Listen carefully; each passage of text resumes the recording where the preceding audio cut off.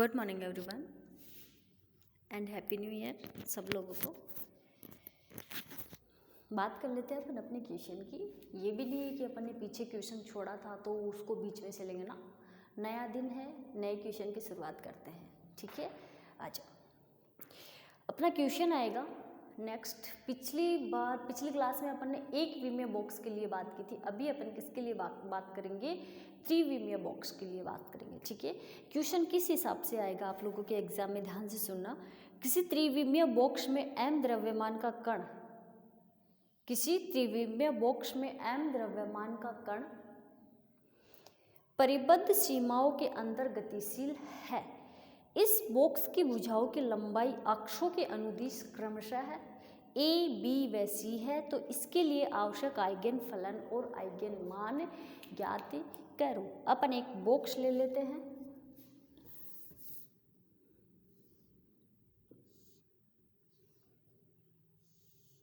बस कंडीशन निकल जाए यहाँ से और कुछ नहीं है, फिर इसको हटा देंगे।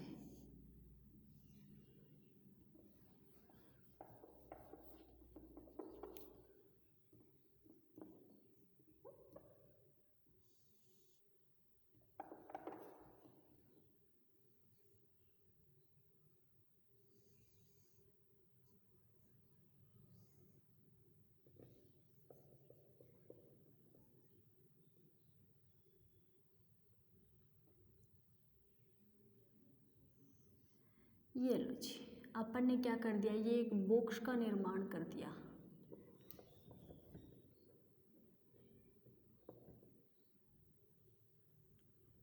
जो भी है रे टेढ़ी मेढ़ी, ये लो जी, ये अक्ष, ये वाई, ये जेड, ये इसका ओरिजिन पॉइंट। ठीक है, अक्ष का क्या है ए, और बी का क्या है, वाई का क्या हो जाएगा बी, ये लो, और जेड का क्या हो जाएगा सी। ठीक है, और एक कण है इसके अंदर, m द्रव्यमान का कण है। ठीक है, जो क्या करता है, गति करता है, इस तरीके से कुछ गति करता है। क्लियर है? चलो अब देखो, माना किसी त्रिविमीय बॉक्स की भुजाओं की लंबाई अक्ष इक्वल a बिल्कुल होगी। अगर इस डायरेक्शन में अक्ष है तो इस डायरेक्शन में डिस्टेंस भी कितनी हो जाएगी a, और y डायरेक्शन में b, स्मॉल b, और z डायरेक्शन में c। एक m द्रव्यमान का कण बॉक्स में गति कर रहा है। ठीक है, तो बॉक्स के अंदर स्थितिज ऊर्जा जो होगी वो कितनी होगी, 0 होगी। ठीक है, बॉक्स के अंदर जो स्थितिज ऊर्जा होगी वो कितनी होगी, 0 होगी। वह बॉक्स के बाहर स्थितिज ऊर्जा का मान क्या रहेगा, अनंत रहेगा। ध्यान से सुनना, बॉक्स के अंदर की बात करोगे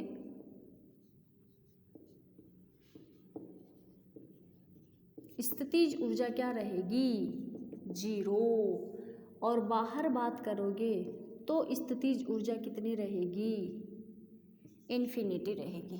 याद रख लेना, अंदर 0, बाहर इन्फिनिटी। इसको हटाते हैं, यहाँ पे अपन लिखेंगे कंडीशन।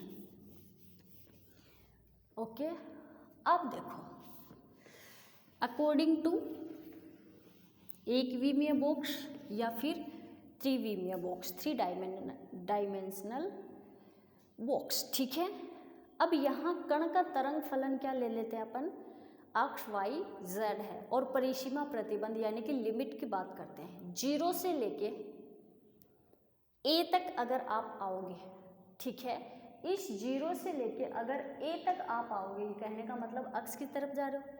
ठीक है, तो देखो 0 से लेके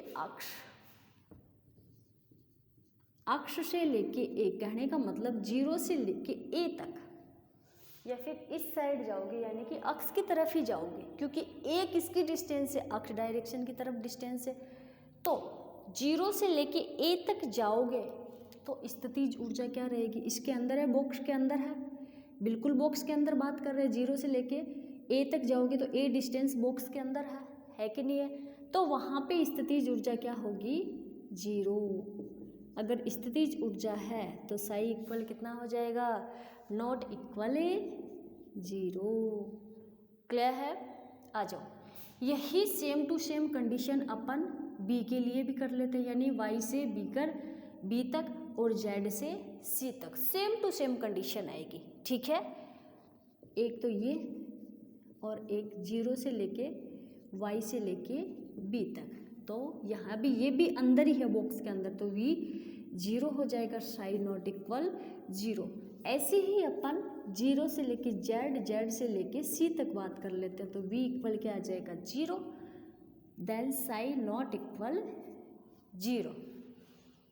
क्लियर है यहाँ तक? ये पॉइंट अंदर की तरफ थे, इसलिए अपन ने यहाँ पे स्थितिज ऊर्जा क्या कर दी, 0। ऐसे ही अपन बाहर की तरफ चलते हैं। देखो, अगर अक्ष लेस देन 0 या फिर उसके इक्वल हो, ये जो अक्ष है ये लेस देन यानी कि इससे छोटा हो या फिर इसके बराबर हो। अगर इसके बराबर होगा, ये ओनली अक्ष की बात कर रहे हैं अपन इसमें ए और बी नहीं ले रहे हैं, ओनली किसकी बात कर रहे हैं, इससे 0 की कर रहे थे। ये पॉइंट बाहर आ गया, तो कैसे लिख दोगे इसको? देखो, या तो लेस देन इक्वल कर लो या फिर ग्रेटर देन इक्वल कर लो, वैल्यू तो सेम ही आनी है दोनों के, तो क्या अपन इसको ऐसे लिख दें, अक्ष लेस देन इक्वल 0 और अक्ष ग्रेटर देन इक्वल 0। इन दोनों कंडीशन में ही स्थितिज ऊर्जा का मान क्या हो जाएगा, इन्फिनिटी हो जाएगा। क्यों? क्योंकि बॉक्स से बाहर की तरफ चला गया। ठीक है, तो यहाँ पे साई इक्वल क्या हो जाएगा, 0। होगा कि नहीं होगा? होगा। ऐसे ही अपन सेम टू सेम कंडीशन ये अक्ष के लिए निकाली है, वाई के लिए भी निकाल लेंगे, जेड के लिए भी निकाल लेंगे। तो लो, वाई लेस देन इक्वल 0 कर दो या फिर वाई ग्रेटर देन इक्वल 0 कर दो, दोनों में इन्फिनिटी आएगी और साई इक्वल क्या आएगा, 0 आएगा। ठीक है, अब इस डायग्राम को हटा देते हैं अपन और लिमिट को यहाँ पे शिफ्ट कर देते हैं।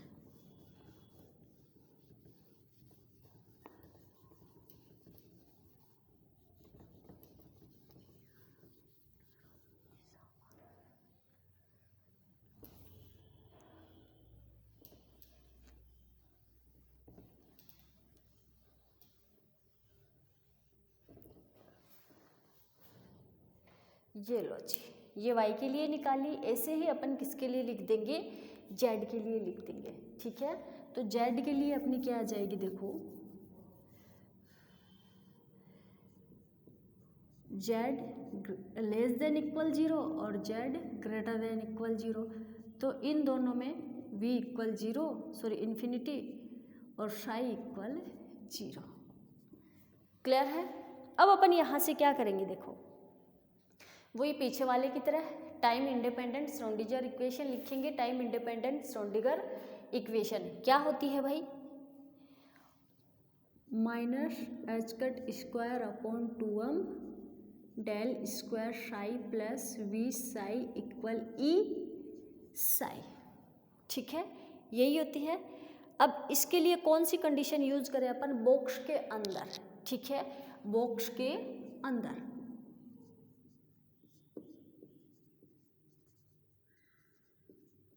के अंदर आप लोगों को पता है v इक्वल कितना होता है, 0, तो साई 0 है, तो साई इक्वल नॉट इक्वल 0 होगा। तो अपने पास इक्वेशन क्या आ जाएगी, इक्वेशन क्या बनेगी अपने पास, यहाँ पे v इक्वल 0 कर दो तो -h² del square psi equal e psi आ जाएगा। तो आप लोग जानते हो क्या, चूंकि k स्क्वायर इक्वल कितना होता है, 2me/h², यही होता है। ठीक है, तो डेल स्क्वायर साई इक्वल क्या आ जाएगा, -k² साई। ठीक है, अब देखो, अब आप लोग जानते हो डेल स्क्वायर इक्वल क्या होता है, del square del x² del square del y² plus del square del z square, यही होता है। तो यहाँ पे ये वाली वैल्यू पुट कर दो और साथ साथ क्या कर दो, इसको मल्टीप्लाई करते हुए लिखते हुए चल लो, ठीक है। हाँ जी, तो del square psi upon del x square plus del square psi del Y square plus del square psi del Z square, इसको पास में ले आओ इसके, तो प्लस में हो जाएगा ये के स्क्वायर साई इक्वल 0, यही होगा, बिल्कुल यही होगा। अब देखो क्या कर लेते हैं, इसको इक्वेशन नंबर बोल दो 1। ओके, यहाँ तरंग फलन जो है वो अक्ष वाई जेड पर निर्भर करता है, परंतु अक्ष वाई जेड एक दूसरे पर डिपेंड नहीं करते हैं। आप लोगों को पता है ये बहुत अच्छी तरीके से बात, क्या कि यहाँ पे जो वेव फंक्शन अक्ष वाई जेड है वो यहाँ जो वेव फंक्शन है वो अक्ष वाई जेड पर डिपेंड करता है, पर अक्ष वाई जेड जो है वो आपस में एक दूसरे पर डिपेंड नहीं करते हैं। तो चरों की पृथक्करण विधि का उपयोग करते हैं अपन। अगर ये सब एक दूसरे पर डिपेंड नहीं करते हैं तो क्या करेंगे अपन, चरों की पृथक्करण विधि का यूज करेंगे, ठीक है। यहाँ पे अपन अक्ष को अक्ष का ही नाम देंगे और वाई को वाई का ही नाम देंगे और जेड को जेड का ही नाम देंगे। देखो चरों की पृथक्करण विधि का उपयोग करने पर अपने पास क्या आ जाएगा,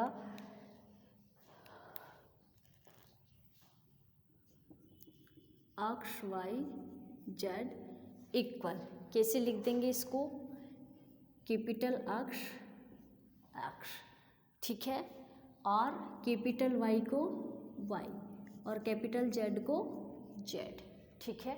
अब देखो ये वेव फंक्शन, तो ये जो फलन है ना ये तो इन सब पर डिपेंड करता है, पर ये जो अक्ष वाई जेड है ना जो अंदर वाले, ये एक दूसरे पे डिपेंड नहीं करते हैं, इसलिए अपन ने इसको एक अलग नाम से रिप्रेजेंट कर दिया। कैसे, अक्ष को कैपिटल अक्ष से और वाई को कैपिटल वाई से और जेड को कैपिटल जेड से, ठीक है। क्लियर है यहाँ तक? इसको इक्वेशन नंबर बोल देते हैं अपन 2। ओके जी, समीकरण 1 व 2 से अब एक बार तो साई की जगह अक्ष वाई जेड रखो, तो डेल स्क्वायर अक्ष y z upon del x square plus del square अक्ष y z upon del Y square plus del square अक्ष y z upon del Z square plus के स्क्वायर साई, अरे k square Sai की जगह भी तो put कर दो, अक्ष वाई जेड इक्वल 0 हो जाएगा, ठीक है। अब क्या कर देंगे अपन, एक्स एक्स यहाँ पे रखो, वाई वाई यहाँ पे रखो, जेड जेड यहाँ पे रखो, पर एक चीज़ देखो, अगर यहाँ पे रखोगे तो ये क्या आ जाएगा 1,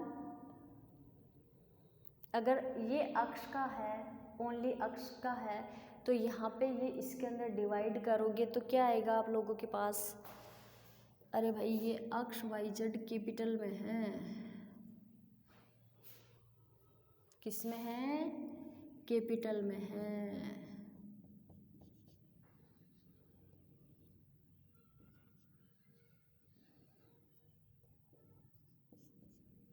ठीक है जी। अब फ्रॉम इक्वेशन, अच्छा जी यहाँ पे वैल्यू पुट कर दो ये वाली, तो क्या आ जाएगा वाई जेड डेल स्क्वायर अक्ष डेल अक्ष स्क्वायर प्लस, अरे यहाँ से इसको डिवाइड किया तो ये अक्ष तो भाग गया, सॉरी हाँ, ये वाई जेड तो बाहर निकाल लिया और इसको कैसे लिख दिया, del square X upon del x square लिख दिया। कैसे, देखो ध्यान से, यहाँ पे नीचे क्या टर्म है, अक्ष है, ऊपर वाली जो अक्ष है उसी के साथ तो डिफ्रेंशिएशन होगा, वाई जेड के सापेक्ष तो नहीं होगा, तो वाई जेड को आप लोग यहाँ पे रख लो बाहर और इसके साथ क्या रख दो, अक्ष। अब यहाँ से वाई वाई के सापेक्ष डिफ्रेंशिएशन होगा तो अक्ष जेड को तो आप लोग रख लो बाहर और ये क्या हो जाएगा, del square Y upon del Y square, ठीक है। अब यहाँ से किसको बाहर निकाल लोगे, अक्ष वाई को, del square Z upon del Z square plus के स्क्वायर इक्वल 0, इसमें इसका भाग दे दोगे तो क्या हो जाएगा, 0 हो जाएगा, होगा कि नहीं होगा, होगा। अब क्या कर देंगे अपन, अरे कब दे दिया रे भाग, अक्ष वाई जेड इक्वल 0 अब अपन इस वाली टर्म के अंदर अक्ष वाई जेड से डिवाइड करने पर क्या कर देते हैं, अक्ष वाई जेड का भाग देने पर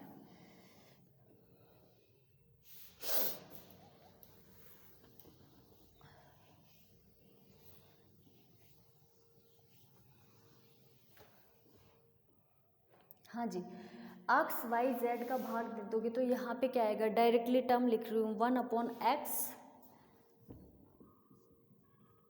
del square X upon del x square plus 1/y del square Y upon del Y square plus 1/z, अच्छा del square Z upon del Z square plus के स्क्वायर इक्वल 0।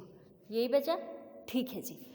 अब क्या कर देंगे, यहाँ अवकलज वाले जो पद हैं वो एक दूसरे पर डिपेंड नहीं करते हैं। यहाँ जो अवकलज वाले पद हैं वो एक दूसरे पर डिपेंड नहीं करते हैं, अतः हम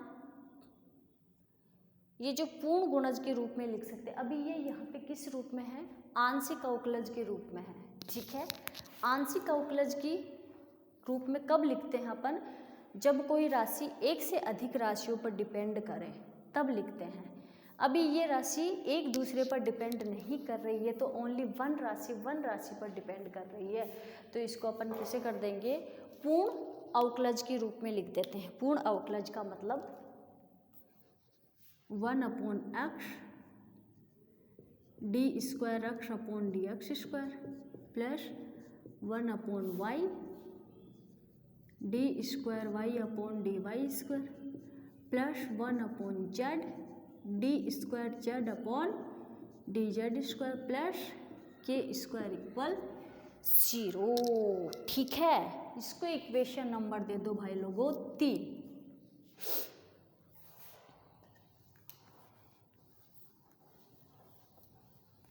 अब ये जो के स्क्वायर है और जो 1/x D square X upon D X square है, इसको अपने को किसके रूप में लेकर आना है, के के रूप में लेकर आना है। जैसे के स्क्वायर लिख रखा है, उन तीनों टर्मों को अपने को के स्क्वायर के रूप में लेकर आना है। अब वो कैसे लेके आएंगे, देखो ध्यान से, माना 1/x D square X upon D X square equal क्या मान लेते हैं, माइनस के एक्स स्क्वायर, के एक्स स्क्वायर। इस वाले टर्म को बना दिया ना इसके बराबर, बिल्कुल बना दिया। अब ऐसे ही दूसरी वाली को बना दो, D square Y upon D Y square equal minus K Y square. ऐसे ही तीसरी वाली को बना दो, 1/z D square Z upon D Z square equal minus K Z square. इसको इक्वेशन बोल दो 4, इसको बोल दो 5 और इसको बोल दो 6। क्लियर है यहाँ तक। अब देखो समीकरण 3 में, इस समीकरण 3 में इन सब की वैल्यू पुट कर दो। अब आप लोग बोलोगे कि ये माइनस में क्यों लिए, प्लस में क्यों नहीं लिए और इनको इसी रूप में क्यों लिए। क्या बोला मैंने स्टार्टिंग में कि मेरे को ये तीनों वाली टर्म इस रूप में चाहिए, ठीक है। ये तीनों वाली टर्म जो है मेरे को इस रूप में चाहिए, तो इस रूप में बनाने का तो एक ही तरीका है कि अपन इसको इसके इक्वल मान लें, ठीक है। अब इक्वल में इसकी 0 भी है, एक चीज़ और देखो, अगर इक्वल में 0 है तो अगर आपने इन सब को पॉजिटिव ले लिया तो क्या इक्वल में 0 आएगा। आप लोग इसको सोल्व करोगे तो नहीं आएगा, बिल्कुल भी नहीं आएगा, किसी भी तरीके से नहीं आएगा, नहीं आएगा। तो इसलिए अपन ने यहाँ पे क्या किया, इनको सबको माइनस में लिखे हैं। अगर माइनस में लिख के सोल्व करोगे तो आप लोगों के क्या आएगा, इक्वल में 0 आएगा, वरना अन्यथा नहीं आएगा, ठीक है। तो समीकरण 3 में देखो वैल्यू पुट कर देते हैं अपन, देखते हैं क्या आता है फिर। माइनस के x square minus K Y square minus K Z square plus के स्क्वायर इक्वल 0। तो के स्क्वायर को बाहर निकाल लो, के एक्स स्क्वायर प्लस के वाई स्क्वायर प्लस के जेड स्क्वायर हो जाएगा। इक्वेशन बोल दो 7। ओके, फ्रॉम इक्वेशन 4 से, इक्वेशन 4 से अब क्या करोगे भाई? इक्वेशन 4 से सबसे पहले अपन इस अक्स की वैल्यू निकालते हैं। किसकी वैल्यू चाहिए मेरे को? अक्स की वैल्यू चाहिए। अक्स की वैल्यू निकालने के लिए सबसे पहले अपन अक्स को सोल्व करते हैं। जैसे अपन अक्स को सोल्व करके अक्स की वैल्यू निकालेंगे ना, वैसे ही अपन वाई की वैल्यू निकालेंगे, वैसे ही अपन जेड की वैल्यू निकालेंगे। अगर सब की तीनों की अलग अलग निकालोगे तो वो डेरिवेशन बहुत बड़ा हो जाएगा, इसलिए अपन एक की निकाल लेते हैं, फिर उसी हिसाब से उन दोनों के इसी प्रकार करके लिख देंगे। ठीक है, आ जाओ। तो देखो 1/x d² अक्स अपॉन dx² इक्वल में क्या है? -kx²। ओके, अब क्या कर दोगे? d² अक्स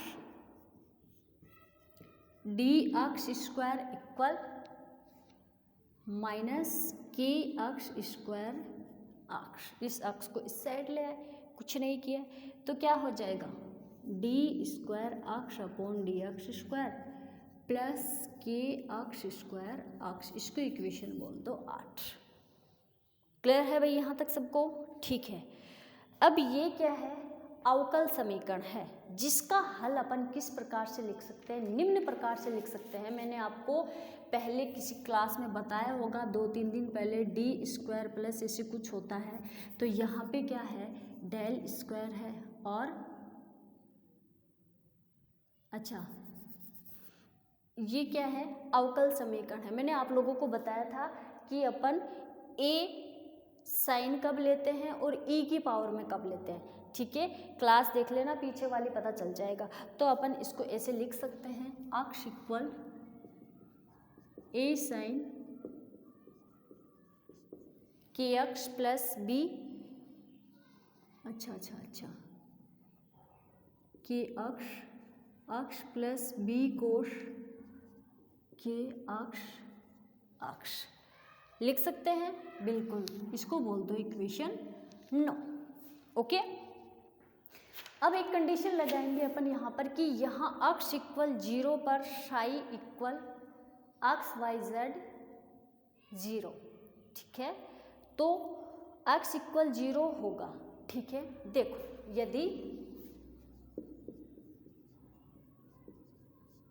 एक्स इक्वल 0 पर psi equal X Y Z equal भी क्या होगा?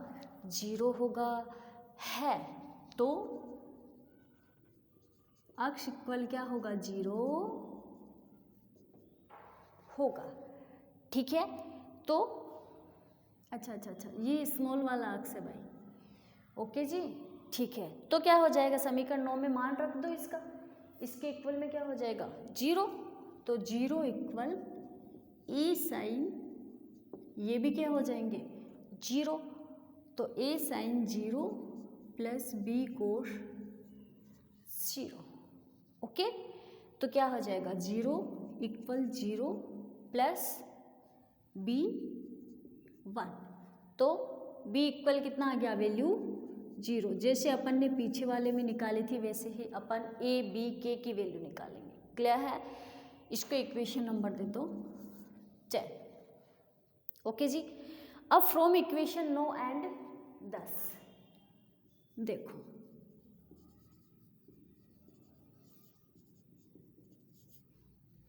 तो क्या हो जाएगा भाई? b इक्वल 0 रख दो तो अपने x इक्वल क्या आ गया? ए साइन की अक्स। ओके, इसको इक्वेशन बोल दो 11। ठीक है, अब क्या करेंगे अपन? अक्स इक्वल a पर, वो ऊपर वाली कंडीशन तो कब निकाली थी? अक्स इक्वल 0 पर। अब सेकंड वाली कंडीशन निकालते हैं अपन, अक्स इक्वल a पर साई अक्स वाई जेड इक्वल 0। तो अक्स इक्वल क्या होगा?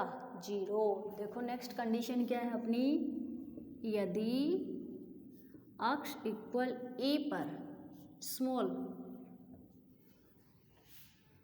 साई इक्वल अक्स वाई जेड इक्वल 0 है, तो अक्स इक्वल क्या होगा? 0 होगा। अब ये वाली वैल्यू इसके अंदर पुट करेंगे, ना कि उसके अंदर पुट करेंगे, ठीक है। तो देखो क्या आ जाएगा आप लोगों का पास फ्रॉम इक्वेशन 11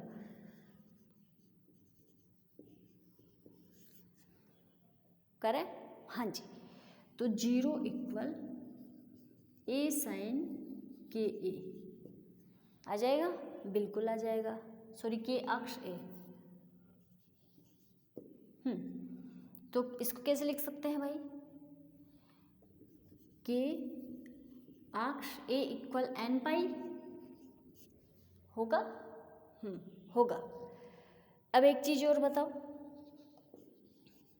यहाँ पे एन इक्वल 1 2 3 4 किसी के लिए भी निकाल रहे हैं अपन, ठीक है। यहाँ पे अभी अपन किसके लिए निकाल रहे हैं, वहाँ पे अपन ने एन इक्वल 1 2 3 4 नहीं लिया था, ये त्रिविमीय है, इसलिए अपन यहाँ पे क्या लेंगे 1 2 3 4 इस तरीके से लेंगे, ठीक है। वहाँ पे एक विमीय था, इसलिए अपन ने उसको कोई नाम नहीं दिया, यानी कि एन इक्वल 1 2 3 नहीं रखे अपन, यहाँ पे क्या रखेंगे 1 2 3 4 1 2 3 रखेंगे, ठीक है। क्यों, क्योंकि त्रिविमीय है, इसलिए 3 निकालने अपने को। तो क्या अपन इसको n1 पाई बोल सकते हैं। तो क्या हो जाएगा अपना के अक्ष इक्वल n1 पाई अपॉन ए हो जाएगा। इसको इक्वेशन बोल दो 12, ओके जी, ठीक है। अब इक्वेशन 11 और 12 से क्या हो जाएगा, के अक्ष इक्वल वैल्यू पुट कर दो, तो अक्ष इक्वल क्या आ गया ए साइन n1 पाई अपॉन ए। ये लो जी, अपने किसकी वैल्यू आ गई, अक्ष की वैल्यू निकाली। जैसे अपन ने अक्ष की वैल्यू निकाली है, वैसे ही अपन किसकी करेंगे, वाई की निकालेंगे। पर उससे पहले अपन इनका करेंगे क्या, प्रसामान्यीकरण करेंगे। प्रसामान्यीकरण करने के लिए करेंगे तो अक्ष का क्या कर देंगे, स्क्वायर करके इंटीग्रेशन कर देंगे भाई। आ जाओ तो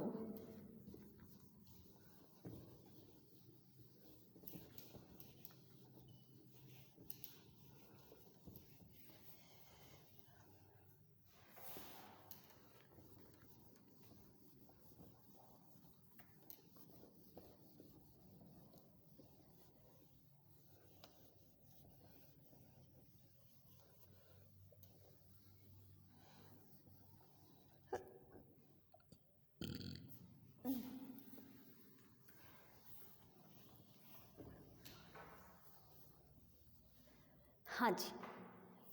अब क्या कर देंगे अपन, समीकरण 13, ये कितनी आई रे, हाँ 13 आई। इक्वेशन 13 अक्ष पर डिपेंड करता है, ठीक है। जो इक्वेशन 13 है अपनी किस पर डिपेंड करती है, अक्ष पर डिपेंड करती है। अतः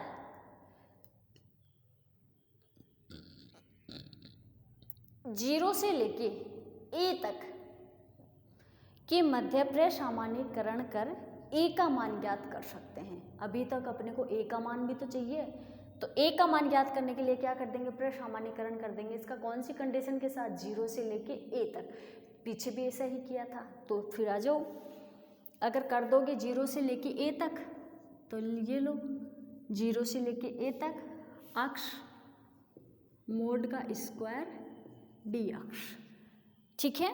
1 प्रसामान्यीकरण की शर्त क्या होती है भाई, 1। तो देखो अक्ष का मान रख दो यहाँ पे 0 to A sine n1 pi upon A D X equal 1, यही होता है, ठीक है जी। अब क्या करोगे, अरे साइन स्क्वायर ऐसे लिखो इसको भाई, ओके। अब आप लोग जानते हो एक फॉर्मूला होता है क्या, कि sine square n1 pi upon a को अपन इस तरीके से लिख सकते हैं 1 - 2 कोस, या फिर कोस 2 n1 पाई अपॉन 2।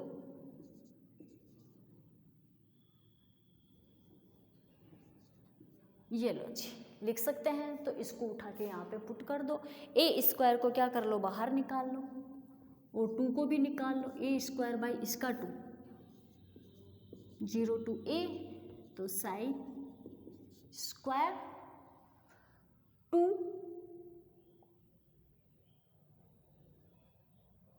अच्छा जी ये क्या किया, हाँ इसको लिखो रे 1 माइनस कोस 2 n1 पाई अक्ष डी अक्ष अपॉन में ए भी तो है इसके, डी अक्ष इक्वल 1 हो जाएगा। ठीक है, इसका डिफ्रेंशिएशन करोगे तब आप लोगों के पास क्या आ जाएगा, देखो अक्ष माइनस साइन 2 n1 पाई अक्ष अपॉन ए अपॉन 2n1 पाई अपॉन ए, 0 से लेके ए तक कंडीशन है इक्वल 1। ठीक है, अब क्या कर देंगे अपन यहाँ पे ए स्क्वायर बाई 2, लिमिट यूज कर दो रे इसकी, एक बार 0 कर दो और एक बार ए कर दो, तो क्या हो जाएगा a minus 0 minus a upon 2n1 pi sine 2n1 pi a upon a minus sine 0। ठीक है, इक्वल क्या हो जाएगा 1। आते हैं तुम लोगों को डिफरेंशिएशन करके देख लेना। ठीक है, इक्वल क्या होता है 1 होता है। अब क्या कर दोगे आप, ए स्क्वायर बाई 2 सोल्व कर लो और तो क्या करोगे, तो क्या आ जाएगा a minus a upon 2n1 पाई। ठीक है, तो ये क्या हो जाएगा 0 माइनस 0 इक्वल 1। ठीक है, तो क्या बच गया अपने पास ए स्क्वायर बाई 2, ये तो पूरा क्या हो गया 0 हो गया, तो ये क्या आ जाएगा 2। तो कैसे लिख सकते हैं अपन इसको, इक्वल 1, ए इक्वल √2 बाई ए। ये अपन ने क्या निकाल लिया भाई। अब क्या करोगे, इक्वेशन 14 दे दो, इक्वेशन 13 एंड 14 से अपने पास क्या आ जाएगा 13 इक्वल क्या किया था अपन ने, एक्स की वैल्यू निकाली थी, तो उसके लिए अपने को ए की वैल्यू चाहिए थी, जो उसका प्रसामान्यकरण करके 0 से लेके ए तक अपन ने उसका क्या कर दिया, डिफरेंशिएशन कर दिया। ठीक है, कुछ भी नहीं किया, डिफरेंशिएशन क्या है वो आप लोगों को आता है, क्लियर है। ठीक है, तो अपना क्या आ जाएगा ई इक्वल